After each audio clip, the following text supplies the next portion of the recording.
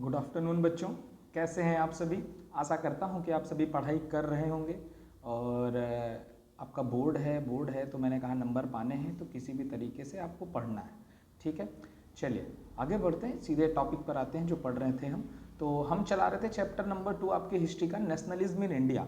और इस चैप्टर में मैंने कुछ चीज़ें बता दी थी, एक बार फटाफट रिवाइज कर लेते हैं कि क्या क्या बताया था। हाँ, और आपको नॉन कॉपरेशन मूवमेंट में एक नाम बताया था अल्लूरी सीताराम राजू। याद हो अगर आपको तो अल्लूरी सीताराम राजू से संबंधित आपको आज एक गुरिल्ला मूवमेंट भी बताएंगे, क्योंकि वो उस दिन रह गया था, तो उसी के आगे आज हम बढ़ेंगे। ठीक है, चलिए थोड़ा सा रिवीजन कर लेते हैं।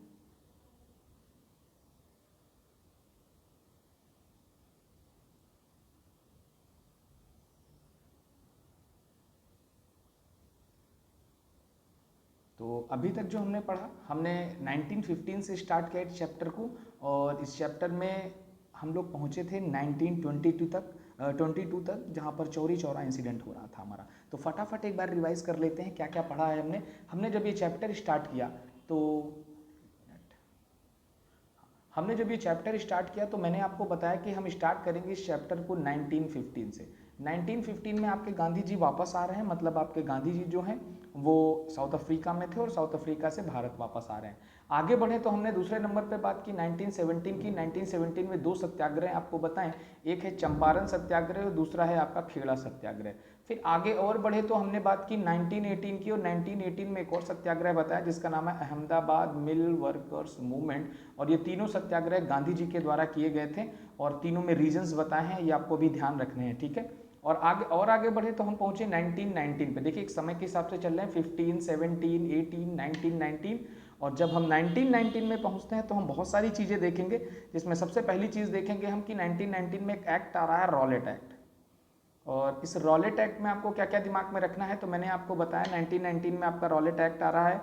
और इस रॉलेट एक्ट के तहत हम देख रहे हैं कि एक कानून बनाया जा रहा है जिसमें किसी भी पॉलिटिकल लीडर्स को हम मतलब अरेस्ट कर सकते हैं और उन्हें 2 साल की सजा सुना सकते हैं बिना किसी दलील के, बिना किसी वकील के। ठीक है, तो मतलब गवर्नमेंट को इसमें बहुत अनकंट्रोल्ड पावर मिल गई थी। उसके बाद रॉलेट एक्ट से संबंधित आपको 3 डेटें बताई हैं, याद रखना है। रॉलेट सत्याग्रह स्टार्ट हुआ 6 अप्रैल 1919 को गांधी जी के द्वारा।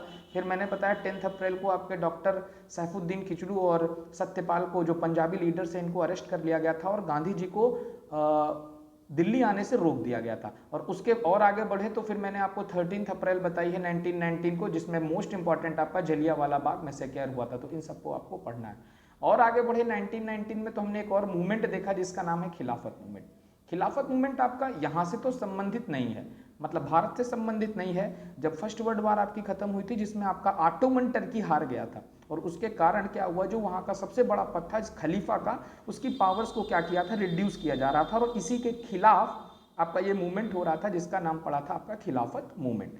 ठीक है, और आगे बढ़ते हैं। खिलाफत मूवमेंट में आपने क्या क्या जाना, तो मैंने कहा इस मूवमेंट को स्टार्ट करने का काम आपके 2 मुस्लिम लीडर्स कर रहे थे, अली ब्रदर्स थे, मोहम्मद अली और शौकत अली। ठीक, इसी के लिए एक कमेटी बनती है मार्च 1919 में बॉम्बे में, याद रखिएगा खिलाफत कमेटी, ये पूछा जाता है। उसके बाद और आगे बढ़े तो हमने इसी में आपको खिलाफत मूवमेंट में बताया कि गांधी जी भी इसको सपोर्ट कर रहे थे, और गांधी जी को लगता था कि इसके द्वारा मतलब आप हमारी जो कम्युनिटी है, हमारा जो देश है वो यूनाइट हो जाएगा, मतलब कि एक अम्ब्रेला, एक छाते के नीचे आ जाएगा, मतलब सभी लोग एक साथ हो जाएंगे, क्योंकि मुस्लिम लीडर्स का हम सपोर्ट करेंगे तो वो हमारा भी सपोर्ट करेंगे। तो इसमें एक और पॉइंट मोस्ट इंपॉर्टेंट बताया था कि गांधी जी, जवाहरलाल नेहरू ये सब सपोर्ट कर रहे थे, पर एक जो थे वो खिलाफत मूवमेंट को सपोर्ट नहीं कर रहे थे, जिनका नाम था मोहम्मद अली जिन्ना। ठीक, फिर इसी खिलाफत मूवमेंट के आगे मैंने बताया कि दिसंबर का समय था और 1920 का समय था, दिसंबर 1920 का समय था, जिसमें एक आईएनसी मतलब इंडियन नेशनल कांग्रेस जो थी वो खिलाफत मूवमेंट के साथ नॉन कॉपरेशन मूवमेंट को सहयोग करने के लिए आगे आई थी। और ये कहाँ हुआ था, तो ये आपका मैप में पूछा जाता है, तो ये नागपुर में हुआ था। तो कांग्रेस के द्वारा जो नागपुर सेशन था, ठीक है, दिसंबर 1920 में जो आपका नागपुर सेशन हो रहा है, उसमें गांधी जी कंप्रोमाइज कराए ले जा रहे हैं आईएनसी से, और कह रहे हैं ठीक है आप भी हमारे नॉन कॉपरेशन मूवमेंट को सपोर्ट करिए। ठीक, अब सीधे फिर हम कूदते हैं नॉन कॉपरेशन मूवमेंट में, एनसीएम पर।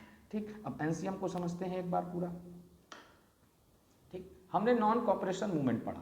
अब अगर नॉन कॉपरेशन मूवमेंट की बात करते हैं तो ये नॉन कॉपरेशन को मैंने 3 स्तर से आपको बताया है। ठीक, नॉन कॉपरेशन में सबसे पहला बताया कि मूवमेंट था क्या, तो बेसिकली नॉन कॉपरेशन खिलाफत मूवमेंट स्टार्ट हो रहा है आपका जनवरी 1921 में। हो क्या रहा है नॉन कॉपरेशन, तो हिंद स्वराज, एक बुक का नाम बताया जिसका नाम है हिंद स्वराज। और हिंद स्वराज किसकी बुक है, तो याद रखना हिंद स्वराज आपकी महात्मा गांधी जी की बुक है। महात्मा गांधी जी इस बुक में बता रहे हैं कि हम बेसिकली गुलाम क्यों हुए, मतलब बेसिकली हम पे ब्रिटिशर्स रूल कैसे कर पाए, क्यों, क्योंकि हमने उनका कॉपरेशन किया। मतलब कॉपरेट का मतलब है कि हमने उनके हर कार्यों में सहयोग किया। तो उनका कहना है कि अगर एक साल हम उनके कार्यों में सहयोग नहीं करते हैं तो मात्र एक साल में हमें अपना स्वराज मिल जाएगा। तो इसी के कारण इसी बुक से संबंधित होती है ये नॉन कॉपरेशन मूवमेंट। अब आगे बढ़ते हैं, नॉन कॉपरेशन मूवमेंट में हो क्या रहा था, तो लोगों ने बायकॉट किया। बायकॉट करने का मतलब है बहिष्कार किया चीज़ों का। अब जब चीज़ों का बहिष्कार किया, बायकॉट किया चीज़ों का, तो उसमें क्या क्या चीज़ें थी, जिसमें फॉरेन गुड्स थे, फॉरेन गुड्स अपने मतलब विदेशी जो सामान होते हैं। उसके बाद मैंने बताया पुलिस, आर्मी, वहाँ के जो बेसिकली लॉयर्स थे, उन्होंने भी क्या किया, इसको बायकॉट करने का काम किया। और फिर हम देख रहे हैं एक ऐसी पार्टी थी जिसका नाम था जस्टिस पार्टी या नॉन ब्राह्मण पार्टी। ठीक है, जस्टिस पार्टी या फिर नॉन ब्राह्मण पार्टी के नाम से जानी जाती थी, जो कहाँ की थी, जो आपकी थी मद्रास की। इसके द्वारा इस नॉन कॉपरेशन मूवमेंट को सपोर्ट नहीं किया गया। मतलब क्यों नहीं किया गया, क्योंकि इनको कहना था कि आप जो है लेजिस्लेटिव काउंसिल्स का जो आप बहिष्कार कर रहे हैं ये गलत है। अगर आप इसका, लेजिस्लेटिव काउंसिल का मतलब है चुनावों का बहिष्कार, और अगर चुनावों का बहिष्कार करेंगे तो भैया हमें पावर कहाँ से मिलेगी। मैंने बताया ना कि पावर का मतलब गवर्नमेंट, और गवर्नमेंट कैसे आएगी, तो गवर्नमेंट चुनाव से आएगी। ठीक है, तो इन तीन चार चीज़ों को नॉन कॉपरेशन से मूवमेंट से जानना था। अब नॉन कॉपरेशन अलग अलग सिटीज़ में अलग अलग तरीके से चल रहा था, तो उसके बारे में जान लेते हैं। मैंने कहा नॉन कॉपरेशन मूवमेंट अलग अलग सिटीज़ में अलग अलग तरीके से चल रहा था, जिसमें सबसे पहले हम बात करते हैं टाउन्स की, मतलब सिटीज़ की बात करते हैं। सिटीज़ में क्या हो रहा था, तो सिटीज़ में वही सब बायकॉट हो रहा था, फॉरेन गुड्स को, मतलब वहाँ के फॉरेन क्लास को जलाया वगैरह जा रहा था। फिर मैंने कहा टाउन से आपको याद रखना है कि टाउन्स में नॉन कॉपरेशन मूवमेंट के प्रभाव से जो वहाँ का इंपोर्ट था, उसमें जो प्रॉफिट होता था 102 करोड़ का, वो अब घटकर 57 करोड़ का हो गया था। तो ये इंपॉर्टेंट पॉइंट है, यहाँ से आपको दिमाग में रखना है सिटीज़ के लेकर। ठीक है, उसके बाद नॉन कॉपरेशन मूवमेंट टाउन से बढ़े तो हम अवध में आए, और मैंने कहा अगर नॉन कॉपरेशन मूवमेंट आपको अवध में पढ़ना है तो अवध में वो 3 पार्ट्स में हम डिवाइड कर देंगे। ठीक, अवध में नॉन कॉपरेशन मूवमेंट 3 तरह से चल रहा था, जिसमें पहला नाम मिलता है बाबा रामचंद्र का। अब ये बाबा रामचंद्र कौन है, तो ये बाबा रामचंद्र वो हैं जो वहाँ पर अवध में पीजेंट्स मतलब किसानों का एक मूवमेंट चल रहा था, और उसको क्या कर रहे थे, उसको सपोर्ट नहीं, मतलब सपोर्ट कर रहे थे, मतलब पीजेंट्स मूवमेंट को लीड करने का काम कर रहे थे। उसके बाद दूसरा अवध में जो दूसरा नाम मिलेगा वो नाई धोबी बंद का मिलेगा। मैं कह रहा हूँ डायरेक्ट क्वेश्चन आते हैं इसके, अवध में नॉन कॉपरेशन कैसे चल रहा था, तो यही पॉइंट्स आपको लिखने हैं। उसके बाद नाई धोबी बंद के बारे में बात करेंगे, तो नाई धोबी बंद ने वहाँ के तालुकदार मतलब जो जमींदार थे, वहाँ के लैंडलॉर्ड्स थे, उनको सर्विसेज देने से मना कर दिया। और तीसरे में आता है मोस्ट इंपॉर्टेंट नाम, हम बात करते हैं अवध में जवाहरलाल नेहरू की। जवाहरलाल नेहरू आपके अवध आते हैं, अवध आकर ये अक्टूबर 1920 में एक सभा बना रहे हैं जिसका नाम है अवध किसान सभा। ठीक है, तो ये नाम याद रखना है, अवध किसान सभा। ठीक है, जवाहरलाल नेहरू के द्वारा अवध किसान सभा बनाई जा रही है, इसको भी आपको दिमाग में रखना है अवध में। अब आंध्र प्रदेश में बढ़े, अब साउथ में बढ़े नॉन कॉपरेशन मूवमेंट। मैंने 2 जगह बताया आपको, मैंने आपको बताया सिटीज़ में क्या चल रहा था नॉन कॉपरेशन मूवमेंट, फिर मैंने आपको बताया अवध में क्या चल रहा था। अब हम बात करेंगे आंध्र प्रदेश में, मतलब साउथ के एरिया में। ठीक है, आंध्र प्रदेश की अगर बात करेंगे तो एक नाम बताया है आपको, अल्लूरी सीताराम राजू।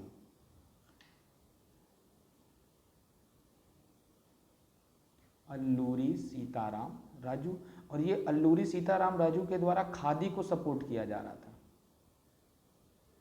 खादी को सपोर्ट किया जा रहा था। और मैंने कहा गांधी जी का सपोर्ट कर रहे थे, पर ये अल्लूरी सीताराम राजू एक ऐसे थे, मतलब ऐसे आदमी थे जिनके मतलब जो कहते थे कि नहीं हमारे मतलब इनको मतलब कहते थे कि इनको पावर्स प्राप्त थी, कुल मिला के ये कहिए कि सुपरस्टिशियस पावर्स प्राप्त थी, जिसमें ये एस्ट्रोलॉजिकल प्रेडिक्शन भी करते थे। और ये कहते थे कि भैया गोली अगर मार दोगे तो भी हमें मर नहीं पाएंगे, मतलब अगर ठाए से गोली मारे तो 4 गोली 5 गोली खाकर भी जिंदा रहेंगे, अल्लूरी सीताराम जी।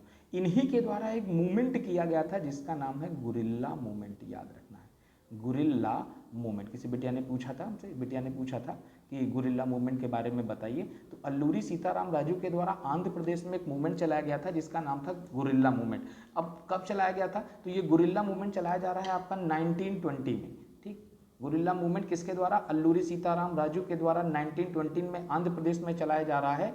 और बेसिकली ये क्या कर रहे थे, तो ये जो जंगलों को काटा जा रहा था ना उसका विरोध कर रहे थे। ठीक है, मतलब जो जंगलों में शिकार हो रहे थे, जंगलों को काटा जा रहा था, तो वन कानून मतलब जो आपके फॉरेस्ट लॉ था, फॉरेस्ट लॉ इसके अगेंस्ट थे, मतलब ये फॉरेस्ट लॉ को नहीं लगना चाहिए। तो फिर से मैं बता रहा हूँ, अल्लूरी सीताराम राजू जो आंध्र प्रदेश के हैं, इनसे संबंधित एक मूवमेंट है जिसका नाम है गुरिल्ला मूवमेंट, 1920 में हो रहा है। और ये किसके मतलब सपोर्ट में हो रहा है, मतलब तो कह रहे हैं कि वन जो कानून आया था, मतलब फॉरेस्ट लॉ जो आया था, उसको हटाने के लिए ये चल रहा था। ठीक है, तो इतना तो मैंने आपको पढ़ा दिया था। और लास्ट में मैंने आपको बताया कि ये नॉन कॉपरेशन मूवमेंट खत्म कैसे हो रहा है, तो इसी में आपको बताया चौरा चौरी इंसिडेंट। ठीक है, चौरा चौरी इंसिडेंट की बात करेंगे तो चौरा चौरी स्थान कहाँ पे है, तो आपको याद रखना है ये स्थान आपका गोरखपुर में है। उसके आगे अगर बात करेंगे तो कब हो रहा है, तो फरवरी 1922 में हो रहा है। और क्या हो रहा है, तो इसमें यहाँ के जो डिमॉन्स्ट्रेटर्स थे उनके द्वारा पुलिस स्टेशन पर हमला कर दिया गया था और पुलिस स्टेशन को आग लगा दी गई थी, जिसके कारण वहाँ के कई सारे पुलिसमैन जिंदा जल गए थे। और इसी के कारण मतलब इससे आहत होकर अच्छा नहीं लगा उन्हें गांधी जी को, इसी के कारण गांधी जी ने महात्मा गांधी मतलब एमजी महात्मा गांधी जी ने क्या किया, नॉन कॉपरेशन मूवमेंट से विड्रॉ कर लिया, मतलब नॉन कॉपरेशन मूवमेंट को बंद कर दिया। ठीक है, तो ये याद रखना है। इतना मैंने रिवीजन के तौर पे, देखिए 11 मिनट रिवीजन चला है, चलेगा रिवीजन आप करते रहेंगे तो आप ही के लिए बेस्ट रहेगा। अब हम मेन टॉपिक पर आते हैं जहाँ से हमें स्टार्ट करना था। तो हमें स्टार्ट करना था आपका, तो इतना तो आपका रिवीजन के तौर पे था। अब हम आगे बढ़ेंगे, मतलब आगे इसी चैप्टर में नॉन कॉपरेशन के आगे हम बात करेंगे अब बरदौली सत्याग्रह की। चलिए, ये देखिए इतना आपका कंप्लीट हो गया है, प्रॉपर है आपके। ठीक है, नोट्स मैं जब पढ़ा लूँगा तब आपको दूंगा, नहीं तो आप लिख लेंगे फिर पढ़ेंगे नहीं। जब आप पूरा पढ़ लेंगे फिर आप लिखेंगे तो आसानी से आपको सब चीज़ें फटाफट याद होती जाएंगी। ठीक है, यह अल्लूरी सीताराम राजू, इन्हीं से संबंधित मैंने आपको बताया है अभी गुरिल्ला मूवमेंट। ठीक, अब हम बात करते हैं बरदौली सत्याग्रह की। देखिए एक सत्याग्रह आपको और पढ़ना है, ये सत्याग्रह गांधी जी के द्वारा नहीं किया गया था, तो पहली चीज़ दिमाग में रखनी है। 3 सत्याग्रह गांधी जी के द्वारा किए गए थे, चंपारण सत्याग्रह, खेड़ा सत्याग्रह, अहमदाबाद मिल वर्कर सत्याग्रह है, और एक और है रॉलेट सत्याग्रह। ठीक है, जो सक्सेस नहीं हो पाया था। तो बरदौली सत्याग्रह की बात करते हैं, तो बरदौली सत्याग्रह मैंने कहा सत्याग्रह हो रहा है तो 3 ही चीज़ याद रखनी है, किसके द्वारा हो रहा है, तो बस सत्याग्रह हो रहा है आपका ये सरदार वल्लभ भाई पटेल द्वारा, सरदार वल्लभ भाई पटेल द्वारा। ठीक है, तो देखिए लिखा है इन 1928 Vallabh bhai Patel led the peasant movement in Bardoli Gujarat. तो मैंने कहा दूसरी चीज आपको याद रखनी, बरदौली कहाँ है, तो ये भी गुजरात में है। तो गुजरात से आपको 3 सत्याग्रह मिल गए, पहला सत्याग्रह खेड़ा, दूसरा सत्याग्रह अहमदाबाद, ये दोनों कर रहे हैं गांधी जी, और बाकी एक बचा बरदौली सत्याग्रह 1928 में हो रहा है, जो किया जा रहा है किसके द्वारा, आपके सरदार वल्लभ भाई पटेल के द्वारा गुजरात में। ठीक है, क्यों किया जा रहा है, taluka in Gujarat was enhancing the land revenue and peasants. मैंने कहा अगर कहीं भी पीजेंट्स मूवमेंट हो रहा है तो उसके पीछे केवल एक ही कारण होगा, एक या दो कारण। पहला कि पीजेंट्स को मतलब लैंड्स नहीं है पीजेंट्स के पास, जो दूसरा रीजन होगा कि उनसे रेवेन्यू ज़्यादा लिया जा रहा है, मतलब टैक्स लिया जा रहा है। कैसे लिया जाता था टैक्स, तो गांव में ना इनको ऐसा काम कराया जाता था अपने लैंड्स पे, मतलब हम मान लीजिए एक जमींदार हैं तो हमने कई सारे लेबर्स को अपने यहाँ काम पर रखा कि ठीक है और आप मेरे ज़मीन पर काम करेंगे और हम आपसे इतना टैक्स वसूल लेंगे, मतलब 50 बोरी होती है तो 20 बोरी हम रखेंगे, 30 बोरी तुम रखोगे, या 25 हम रखेंगे, 25 तुम रखोगे, और ये टैक्सेस था। अब मान लीजिए 10 ही बोरी हो रही है, 5 आप ले लेंगे, 5 हम ले लेंगे, तो हम खाएंगे कि बेचेंगे कि हम अपना रेवेन्यू बचाएंगे। तो इसी बात पर ये हो रहा था कि हाई रेंट लिया जा रहा था, ज़्यादा लिया जा रहा था। फिर आगे बढ़ते हैं तो बात करते हैं बरदौली सत्याग्रह। आपके समझ में आ गया 4 चीज़ें, कब हो रहा है, तो 1928 में हो रहा है, किसके द्वारा हो रहा है, तो वल्लभ भाई पटेल के द्वारा हो रहा है। क्यों हो रहा है, तो पीजेंट्स मूवमेंट को लीड करने का काम कर रहे थे वल्लभ भाई पटेल, जिसके कारण बरदौली सत्याग्रह हो रहा था। वहाँ के तालुकदार जो थे वो हाई रेवेन्यू मांग रहे थे, जिसके कारण ये आपका सत्याग्रह होता। अब बात करते हैं स्वराज की। ठीक, अब यहीं पर अगर हम स्वराज की बात करते हैं या फिर हम बात करते हैं, इसे ही कहते हैं आपका कि स्वराज इन प्लांटेशन। इन प्लांटेशन, प्लांटेशन का मतलब क्या होता है, तो प्लांटेशन का मतलब आप जान रहे हैं जहाँ पर प्लांट्स लगाए जाते हैं, जैसे ट्री प्लांट्स, ठीक है, ट्री नहीं, टी, चाय, चाय के बागान, ठीक है, तो चाय के बागान होते हैं उसे ही प्लांटेशन कहा जाता है। तो अब हम बात करते हैं चाय के बागान कहाँ पर होते हैं। मैंने कहा जहाँ पर आपकी लैंडस्लाइड ऐसे होती हैं, पहाड़ों में होते हैं और यूँ सीढ़ी नुमा खेतों में बनाए जाते हैं। तो कहाँ पर हो रहे हैं, तो in different areas worker and their own understanding of Mahatma Gandhi non cooperation movement, मतलब सब अपने अपने हिसाब से नॉन कॉपरेशन मूवमेंट को समझ रहे थे। जो प्लांटेशन वर्कर्स थे कहाँ पर, आसाम में, आपको पता है आसाम में कैसे खेत होते हैं, सीढ़ीदार खेत होते हैं, लैडर टाइप खेत होते हैं, जिसके कारण क्या होती है वहाँ पर चाय की खेती करना आसान होता है। तो आसाम की अगर बात करते हैं तो आसाम के जो प्लांटेशन वर्कर्स थे, जिनको ना बेसिकली इनको बहुत दिनों से वहाँ पर रोक रखा गया था। क्यों रोक रखा गया था, क्योंकि एक एक्ट आया था जिसका नाम था इनलैंड इमिग्रेशन एक्ट, ठीक। तो याद रखना है प्लांटेशन वर्कर्स मतलब असम के जो प्लांटेशन वर्कर्स थे वो चाय के बागानों में काम करते थे, टी प्लांटेशन में काम करते थे। और एक एक्ट 1859 में आया था, और बात हो रही है अभी 1920 की, पर एक्ट आया है 1859 में, मतलब कितने सालों पहले की बात हो रही है। तो मैंने कहा in this act plantation workers were not permitted to leave the tea garden without permission, मतलब अगर आप चाय के बागान में काम कर रहे हैं तो आप बिना परमिशन के कहीं भी जा नहीं सकते हैं।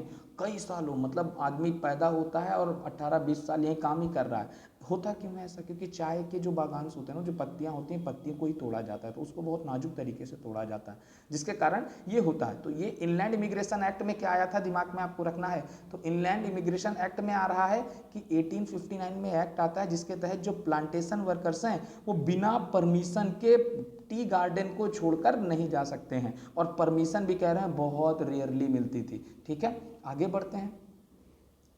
तो एक बार ऐसा हुआ कि जब स्वराज चल रहा था, तो ये आपके नेक्स्ट पॉइंट में लिखा है, वर्कर्स ने सुना कि नॉन कॉपरेशन मूवमेंट चल रहा है, तो उन्होंने कहा कि अब क्या आ गया है, गांधी युग आ गया है, गांधी युग, ठीक है, आपका गांधी युग आ गया है। जैसे आप देखते हैं ना कि जैसे मुगल साम्राज्य, अब तो कहें अब गांधी साम्राज्य चलेगा, क्योंकि कॉन्स्टिट्यूशन तो था नहीं, तो उनको अभी भी लग रहा है कि राजा ही कोई रूल करेगा। तो अब कह रहे हैं गांधी नामक एक राजा आया है, वो रूल कर रहा है, और अब गांधी राज आ गया है, ठीक है। तो प्लांटेशन वर्कर्स के द्वारा इसे गांधी राज कहा गया, और वो गार्डन्स को छोड़कर जाने लगे, पर बीच में कलकत्ता में उन्हें रेलवे स्टेशन पर पकड़ा गया और पुलिस के द्वारा बहुत बुरी तरह से मारा गया, ठीक है। तो इमिग्रेशन एक्ट याद रखना है, प्लांटेशंस में मतलब नॉन कॉपरेशन मूवमेंट को प्लांटेशंस में अलग तरीके से लिया जा रहा था।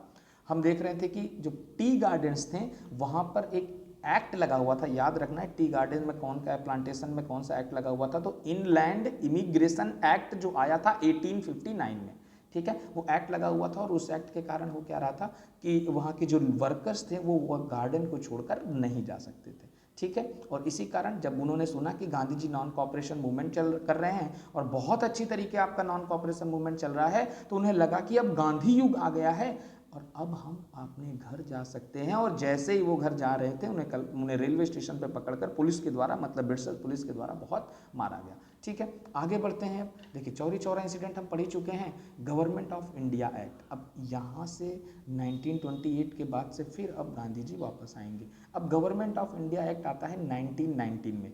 ये एक्ट क्या कहता है, सबसे इंपॉर्टेंट चीज़ ये एक्ट कहती है कि मैंने बताया था ना कि बायकॉट किया जा रहा है किन किन चीज़ों का, लेजिस्लेटिव काउंसिल का भी। मैंने कहा याद रखेगा, इसको दिमाग में स्टिक रखेगा, अब इसका यूज हम बाद में करेंगे, तो यहीं पर इसका यूज करेंगे कि जो आपका गवर्नमेंट ऑफ इंडिया एक्ट 1919 आया था, इसमें कहा गया था कि जो भी लीडर्स हैं वो इलेक्शन, मतलब अब इलेक्शंस में हम पार्टिसिपेट कर सकते हैं कुल मिला के। मतलब ऐसा कौन सा एक्ट था जिसमें हम इलेक्शंस में पार्टिसिपेट कर रहे हैं। देखो, within the Congress some leaders were now tired of mass struggle and wanted to participate in election to the provincial council that had been set up by this act. इस act के द्वारा एक provincial council बनाई थी गई थी कि आप हाँ चुनाव लड़ सकते हैं। तो इसी के तहत अब चुनाव लड़ना चाहते थे और इसी के तहत 1923 में एक पार्टी बन रही। मोस्ट इंपॉर्टेंट पॉइंट, ठीक है, ये आपका मोस्ट इंपॉर्टेंट पॉइंट है जो पूछा जाता है आपसे, ठीक, कि एक नाम था जिसका नाम था चित्तरंजन दास या CR दास, ठीक है, चित्तरंजन दास या CR दास और मोती लाल नेहरू। याद रखना है ये मोती हैं, जवाहर नहीं है, ठीक है। मोतीलाल नेहरू के द्वारा, जवाहरलाल नेहरू दूसरे थे, अब ये मोतीलाल नेहरू हैं, इनके द्वारा एक पार्टी बनाई जा रही है जो चुनाव लड़ेगी। कब बनाई जा रही है, तो 1923 में बनाई जा रही है। तो क्या बताया मैंने, याद रखिएगा, मैंने कहा कि एक पार्टी है जिसका नाम है स्वराज पार्टी।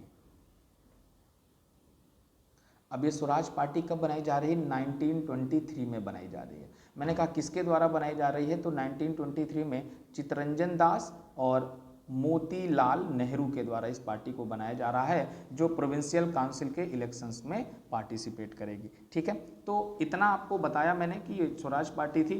अब और आगे बढ़ते हैं, थोड़ा सा हम देखते हैं साइमन कमीशन के बारे में, ये आपका इंपॉर्टेंट होता है। तो आज हम बेसिकली इंपॉर्टेंट टॉपिक्स क्या पढ़ेंगे? Simon commission. ये आपका मोस्ट इंपॉर्टेंट टॉपिक होता है, जो आपका लॉन्ग या शॉर्ट आंसर्स में जरूर पूछ लिया जाता है। ठीक, तो अब कमीशन आ रही, तो हमने देखा कि एक लाइन से चल रहे थे 1915, फिर 17, फिर 19, फिर 18, फिर 19, फिर 20, फिर 21, 22, फिर 23 में आपने देखा कि स्वराज पार्टी बन रही है मोतीलाल नेहरू और चित्तरंजन दास के द्वारा। अब 1928 में पहुंचेंगे, और जैसे ही हम 1928 में पहुंचेंगे तो हम देखेंगे एक कमीशन बन रहा है। क्यों? अभी इसका नाम है साइमन कमीशन। तो पहले नाम याद रखिएगा, very important topic, very very most important topic. ठीक है, वी इंपॉर्टेंट टॉपिक। तो मैंने कहा साइमन कमीशन है, वो एक गवर्नमेंट थी। अभी देखिए ब्रिटिश में चुनाव हो रहे थे, मतलब आपके ब्रिटेन में चुनाव हो रहे थे, और उस ब्रिटेन में चुनाव के द्वारा हम देख रहे हैं कि चुनाव, एक नई गवर्नमेंट बन रही है जिसका नाम है टोरी गवर्नमेंट। क्या नाम है? TORY, Tory government. और इस टोरी गवर्नमेंट के द्वारा एक कमीशन बनाया जा रहा है, जो भारत में जाएगा। किसके हेडेड में बनाया जा रहा है? सर जॉन साइमन की अध्यक्षता में। कब बनाया जा रहा है? तो नवंबर 1927 में। अब ये कमीशन करेगा क्या? ठीक, कमीशन आपका क्या करेगा? तो commission was took into the functioning of constitutional system in India and suggest changes. कह रहेगा कि अब कॉन्स्टिट्यूशन की मांग होने लगी कि हमारा संविधान होना चाहिए, तो कहा ठीक है, हम एक कमेटी बना रहे हैं जो आपके जॉन साइमन उसके हेड रहेंगे, और ये कमेटी टोरी गवर्नमेंट के द्वारा बनाई गई, और इसका काम क्या रहेगा? तो ये आपके कॉन्स्टिट्यूशनल सिस्टम को बनाएगा आपके भारत में। मतलब देखिए, कॉन्स्टिट्यूशन इतनी आसानी से नहीं बन सकता है, समय लगेगा। तो उसने एक कमेटी बनाई कि अलग अलग जगह पर जाएंगे, वहाँ की चीज़ों को समझेंगे, और वहाँ का संविधान कैसा होना चाहिए ये बताएंगे हमें। तो भाई ठीक था, कोई बात नहीं है, कहीं ठीक है आप बनाइए कॉन्स्टिट्यूशन। पर इसका विरोध किया जा रहा था। क्यों किया जा रहा था? आप देखेंगे नारे लग रहे थे, गो बैक साइमन। सही है, या साइमन गो बैक। क्यों लग रहे थे? क्योंकि जो साइमन कमीशन था ना, इसमें कितने मेंबर्स थे? 7 मेंबर्स थे, और इन 7 मेंबर्स में एक भी मेंबर इंडिया का नहीं था। तुम इंडिया के लिए कॉन्स्टिट्यूशन बना रहे हो और तुम इंडिया के मेंबर्स ही नहीं रखोगे तो क्या मतलब है उस कॉन्स्टिट्यूशन का? तो वही लिखा है, Simon commission arrived in India in 3 फरवरी 19 फरवरी याद रखिएगा, फरवरी 1928, but it was greeted with the slogan go back Simon. Go back Simon के स्लोगन से इसे बुलाया गया। क्यों? क्योंकि इस कमीशन में एक भी इंडियन मेंबर नहीं था। 7 मेंबर्स थे, 7 के साथों में एक भी इंडियन मेंबर नहीं था। ठीक है, तो इतना आपको बताया। एक बार फिर से साइमन कमीशन को मेरी समझ से रिवाइज कर लेते हैं हम लोग, इंपॉर्टेंट टॉपिक रहता है आपका।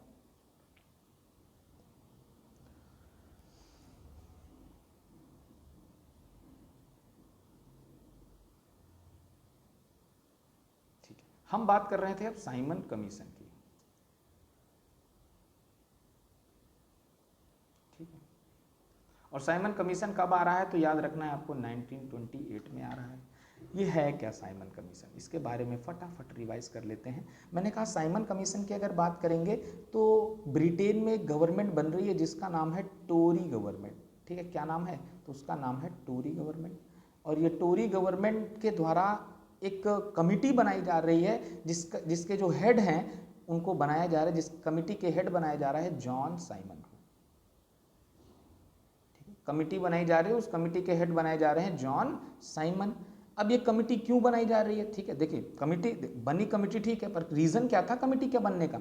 तो कमिटी का बनने का रीज़न था ये कॉन्स्टिट्यूशन सिस्टम देखेंगे कि इंडिया में कॉन्स्टिट्यूशन सिस्टम क्या होना चाहिए। कॉन्स्टिट्यूशन सिस्टम इन इंडिया इसलिए बनाई जा रही थी। तो ये मतलब बनाई गई तो 1927 में, पर भारत पहुंचती है ये 1928 में। अब ये कमेटी भारत जैसे ही पहुंचती है तो इसका स्वागत किया जाता है, ग्रीटेड मतलब स्वागत किया जाता है एक स्लोगन से, go back Simon. Go back Simon के स्लोगन से इसका स्वागत किया जा रहा है। और बेसिकली ये स्लोगन क्यों हो रहा है, इसके पीछे ये रीजन है कि इस कमिटी में 7 मेंबर्स थे। 7 मेंबर्स थे इस कमेटी में और 7 के सातों ब्रिटिशर्स थे, एक भी इंडियन नहीं था। तो भाई आप इंडिया के लिए कॉन्स्टिट्यूशन बना रहे हैं और 7 मेंबर्स हैं आपकी कमेटी में, आपके एक भी इंडियन नहीं है, इस कारण इसको गो बैक साइमन के नारे लग रहे थे। ठीक है, तो इतना साइमन कमीशन से आपको याद रखना है। ठीक, अब आगे बढ़ते हैं, एक टॉपिक और पढ़ लेते हैं। आज आपका फर्स्ट इंडिपेंडेंस डे के बारे में जान लेते हैं कि भारत में पहला इंडिपेंडेंस डे कब हुआ था। तो देखिएगा कि अभी आपको लगता है कि इंडिपेंडेंस डे कब मनाया जाता है, आपको सब पता है, बट पहला इंडिपेंडेंस डे कब मनाया गया था। ठीक, अब देखिए यहाँ पर एक हम डेट चूज करेंगे, देखेंगे in December 1929 Lahore session of Congress, Jawaharlal Nehru was the president of this session and demand Purna Swaraj and full independence of India. अब मैंने कहा ना कि जो इंडियन नेशनल कांग्रेस है वो अलग अलग सेशन कर रही है, मतलब ये दिसंबर में मिलते हैं एक दूसरे से और बातें करते हैं कि क्या होना चाहिए। तो दिसंबर 1929, ठीक है, ये याद रखना है। दिसंबर 1929 में एक आईएनसी का एक सेशन हो रहा है। कहाँ पर हो रहा है? तो लाहौर में हो रहा है। उसके हेड कौन है? तो उसके हेड हैं आपके जवाहरलाल नेहरू। ठीक, मैं कह रहा हूं क्या हो रहा है कि 1929 में लाहौर में एक आपका आईएनसी का सेशन हो रहा है जिसके हेड कौन है? जवाहरलाल नेहरू, और उसी में उन्होंने पूर्ण स्वराज की मांग की थी। तो आपका ऑब्जेक्टिव क्वेश्चन आता है कि जवाहरलाल नेहरू के द्वारा मतलब आईएनसी के किस सेशन में पूर्ण स्वराज की डिमांड रखी गई थी। ठीक है, तो लाहौर के सेशन में या दिसंबर 1929 के सेशन में। ठीक है, तो ये आपको दिमाग में रखना है। In this session it was declared that 26 January 1930 would be celebrated as a independence day.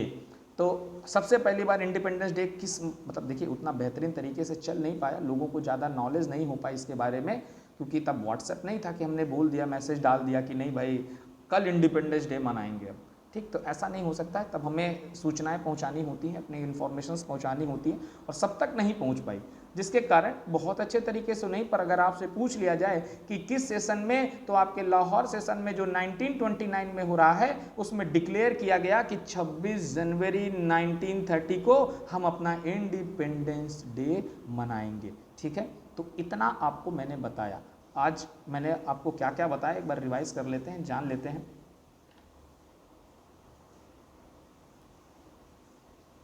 बारिश भी हो रही है और सावन का बढ़िया सा मौसम है आपका। देखिए, सब शुरुआत की तो नॉन कॉपरेशन मैंने खत्म कर दिया था। आज मैंने आपको बताया बरदौली सत्याग्रह। ठीक है, बरदौली सत्याग्रह कब हो रहा है? तो 1928 में हो रहा है। उसके बाद किसके द्वारा किया जा रहा है? तो सरदार वल्लभ भाई पटेल के द्वारा किया जा रहा है। क्यों किया जा रहा है? तो पीजेंट जो रेवेन्यू मांग रहे थे उसको कम करने के लिए, रेंट को कम करने के लिए। उसके बाद हमने पढ़ा स्वराज के बारे में, स्वराज इन प्लांटेशन पढ़ा, मतलब फिर इसी में हमने इनलैंड इमिग्रेशन एक्ट पढ़ा, फिर हमने गवर्नमेंट ऑफ इंडिया एक्ट पढ़ा, गवर्नमेंट ऑफ इंडिया एक्ट 1919 पढ़ा। इसी में हमने जाना कि इस एक्ट में, गवर्नमेंट ऑफ इंडिया एक्ट में जो प्रोविंशियल काउंसिल थी, इसमें जो चुनाव होने थे इसको हमने माना, और इसी के बाद एक 1923 में एक पार्टी बन रही थी जिसका नाम था स्वराज पार्टी। किसके द्वारा बनाई जा रही है? तो चित्तरंजन दास और मोतीलाल नेहरू के द्वारा इस पार्टी को बनाया जा रहा है। इतना कंप्लीट हुआ तो फिर हम आगे बढ़े और हमने साइमन कमीशन के बारे में जाना। ये साइमन कमीशन क्या है? तो मैंने कहा साइमन कमीशन कब बन रही है? तो 1928 में वहाँ पर मतलब जो ब्रिटेन है वहाँ पर टोरी गवर्नमेंट बन रही है, जिसने एक कमीशन बनाया साइमन कमीशन, जिसमें 7 मेंबर्स थे, एक भी इंडियन नहीं था। किस लिए बनाई गई थी? तो इंडियन कॉन्स्टिट्यूशन सिस्टम को समझने के लिए, उसको बनाने के लिए बनाई गई थी। भारत आते हैं तो इसका गो बैक साइमन के नारे से या स्लोगन से स्वागत किया जाता है। तो इतना मैंने बताया। इसके बाद फर्स्ट इंडिपेंडेंस डे आपको बताया कि लाहौर में एक सेशन हुआ था आपका 1929 में, जो इसका हेड थे आपके जवाहरलाल नेहरू, और उसी के बाद जस्ट जनवरी 1930 में आपका फर्स्ट 26 जनवरी 1930 को आपका फर्स्ट इंडिपेंडेंस डे के रूप में बनाया गया। तो बस बच्चों आज इतना ही। बाकी अब कल हम बेहतरीन अपना टॉपिक पढ़ेंगे, साल्ट मार्च सबसे इंपॉर्टेंट टॉपिक है। तो मैं कह रहा हूँ आप लोग रिवाइज करते रहिए, चीज़ों को समझते रहिए। कहीं भी आपको कोई भी प्रॉब्लम होती है तो मैं हूँ आपके साथ, आप बिल्कुल बताइए। हाँ, ग्रुप ज्वाइन कर लीजिए, जिनको दिक्कत हो रही है मेरा नंबर दिया है, उस पर अपना नाम, अपनी क्लास आप मेंशन करके मुझे भेज देंगे और मैं उस ग्रुप में आपको ज्वाइन कर दूंगा, कोई प्रॉब्लम नहीं होगी। ठीक है, तो वही मटेरियल्स भेजूंगा तो ज़्यादा बेटर रहेगा। एक एक करके सबको भेजना, सबको मिल पाना ये भी उचित नहीं रहेगा। तो जितने भी लोग हैं उनको ऐड करिए, आप भी लोग मतलब देखते रहिए कि कौन कौन है कौन कौन नहीं है, सभी को जोड़ते रहिए, बस पढ़ाई करते रहिए, मेन मुख्य उद्देश्य यही है। ठीक, चलिए फिर मिलते हैं आपसे कल नई क्लास में, कल लेंगे या शाम को ही ले लेंगे जैसा उचित लगेगा। एक दिन लाइव आएंगे और बताऊंगा मैं मैसेज करके आपको किस दिन लाइव आऊँगा, और उम्मीद करूँगा कि आप लोग जुड़ेंगे लाइव सेशन में। ठीक है, चलिए बस बाकी चीज़ें कल क्लास में।